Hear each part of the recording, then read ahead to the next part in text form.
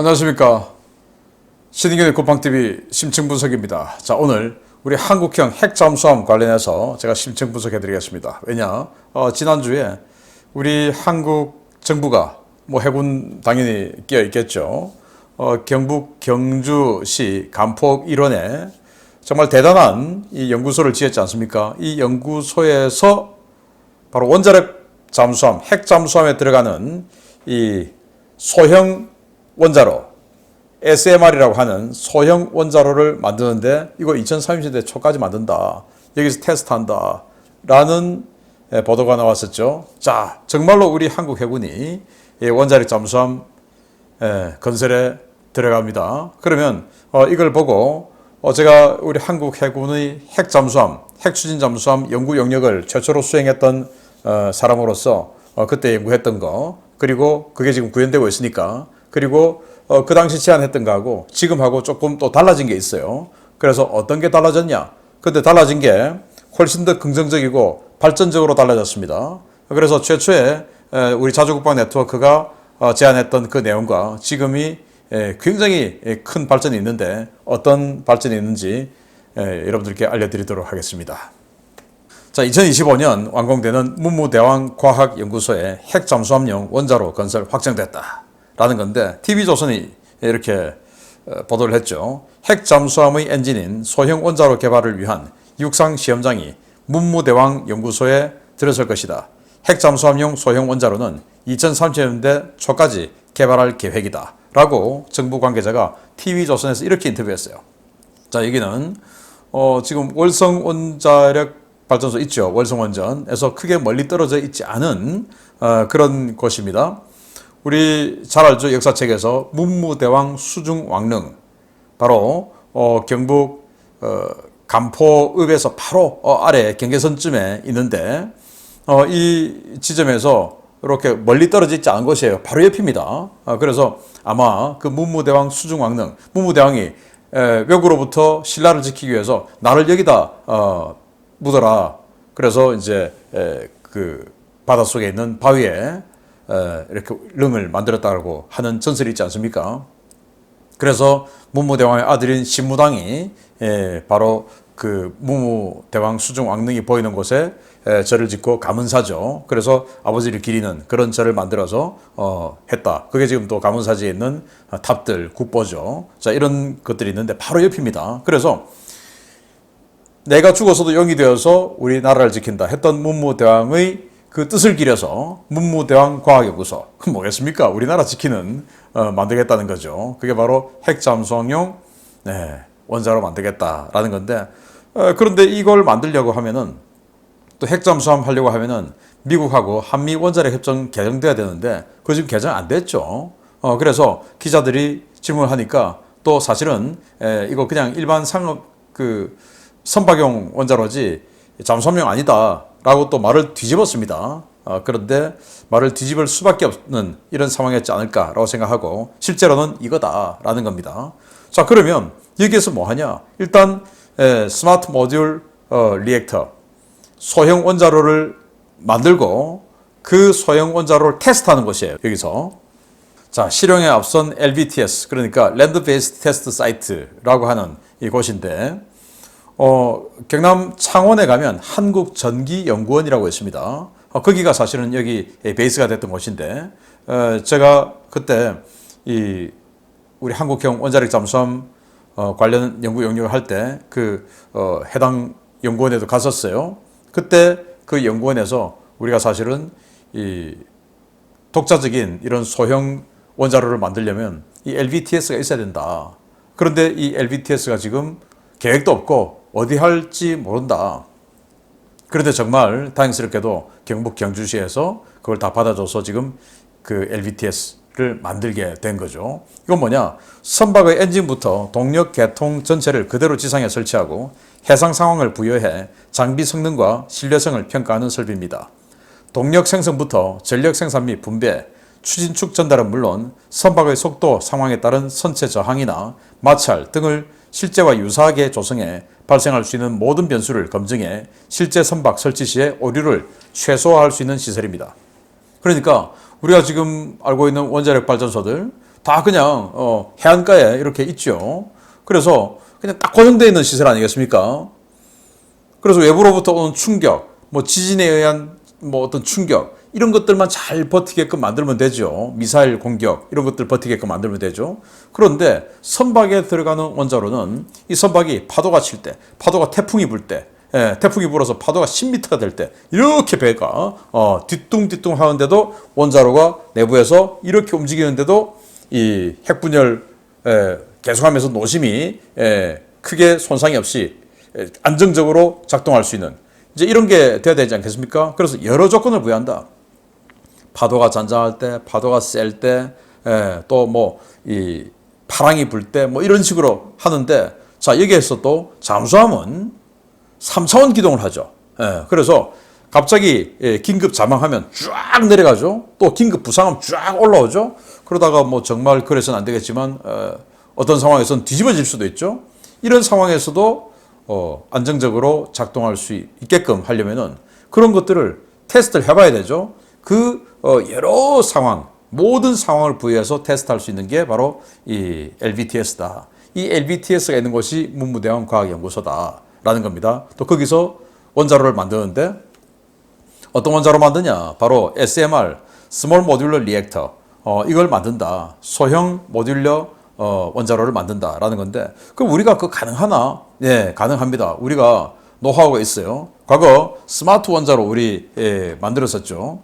그 스마트 원자로가 크게 보면 이 SMR의 한 범주에 들어가기 때문에 우리가 이 SMR을 터치해봤던 그리고 상당히 들어가봤던 그런 자산이 있기 때문에 이 SMR을 충분히 만들 수 있다라는 능력이 우리에게는 있고요. 물론 문재인 정부 시절에 이 탈원전 하면서 굉장히 정체되고 스탑되고 또는 영향이 좀 빠지기는 했으나 그러나 이 스마트 원자로를 했던 그 경험을 가지고 충분히 할 수 있다라는 게 우리 지금 역량입니다. 그래서 할 수 있습니다. 자, 그런데 여기에서 아주 발전된 게 지난 저희들이 했던 그 연구 영역에서 제안했던 거하고 지금 진행되는 거하고 결정적인 게 바로 내부에 들어가는 그 원자로에 들어가는 농축 우라늄이 달라졌어요. 저희들은 그때 지금 현재의 상황에서 가장 최선을 구하자 해서 당시 원자력 전문가였던 서균열 교수께서 저희 이제 연구원으로 위촉을 해서 같이 했는데 서균열 교수께서 5% 정도의 전농축 우라늄을 쓰자. 그러면 국제 제재 크게 없이 수급에도 크게 지장 없이 할 수 있다. 자, 이렇게 말씀을 하셨고 그러면 이제 그거 한 15년 정도 교체하면 된다.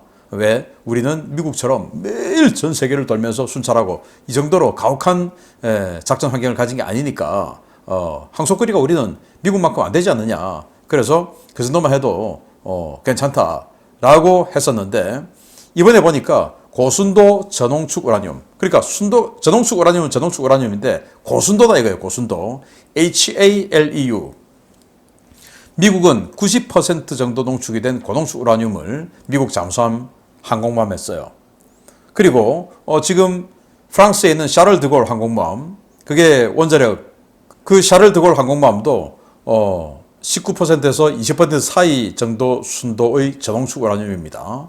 그런데 그 샤를 드골도 지금 아마도 퇴역하기 전까지 한 번도 이 원자로를 교체할 가능성이 없어요. 그냥 그대로 쓸 거예요. 그렇게 전홍축 우라늄을 썼음에도 불구하고 왜냐? 샤를 드골은 아시다시피 미국의 니미츠급 항공모함처럼 매일 나가서 작전하는 게 아니죠. 그러다 보니까 작전 일수가 적고 그리고 작전을 안 할 때는 감속제를 집어넣어서 핵분열과 핵융합을 많이 떨어뜨리죠. 그래서 오래 쓸 수 있는 겁니다. 그런데 그 샤를 드골보다도 훨씬 더 진보된 아주 좋은 이런 고순도 전홍축 우라늄을 쓴다라는 건데 이건 기존 전홍축 우라늄보다 높은 5에서 20% 수준의 농축 우라늄인데요. 단위 부피당 더 많은 전력을 생산할 수 있는 소형 원자로에 적합하며 현재 개발 중인 대부분의 SMR은 HALEU를 연료로 사용합니다. 러시아가 가장 먼저 시장을 개척해 테넥스사가 공급을 독점해 왔지만 최근 미국, 프랑스, 네덜란드에서 생산 체제를 구축하고 있으며 한수원은 미국 센트루스사와 공급협력 MOU를 체결했습니다. 자, 그래서 우리는 미국으로부터 이 20% 수준의 고순도 저동축 우라늄을 공급받을 계획을 세우고 있는데, 여기서 보면 네덜란드, 비핵국가인데 네덜란드도 이거 하죠. 또 캐나다도 합니다. 비핵국가죠. 미국이 오케이 해주면 하는 겁니다. 자, 이런 거 보면 우리나라는 아예 사용도 못하게 하는, 이거는 정말 미국 마음이기 때문에 미국과 동맹관계만 조금 더 긴밀하게 신뢰할 수 있는 그런 능력이 된다면 충분히 할 수 있는 거예요.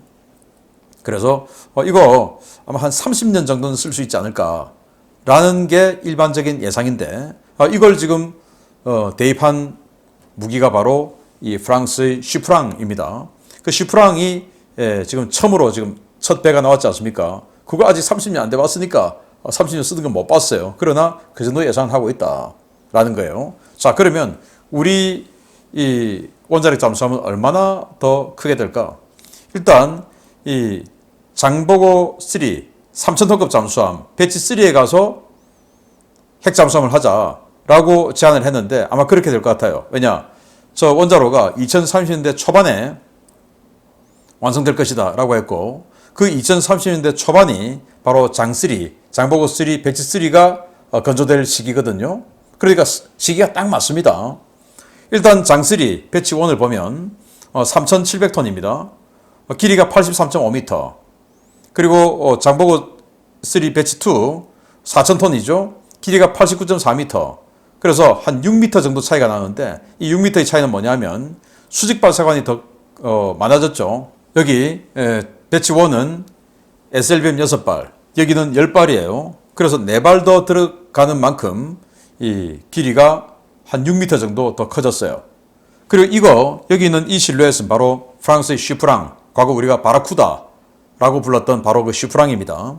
슈프랑은 99.5m예요. 그러니까 이 배치 2보다 거의 뭐 10m 딱 길죠. 그런데 저는 이 슈프랑보다 조금 더 커질 것이다 라고 생각되는데요. 자, 슈프랑이 이겁니다. 99.5m.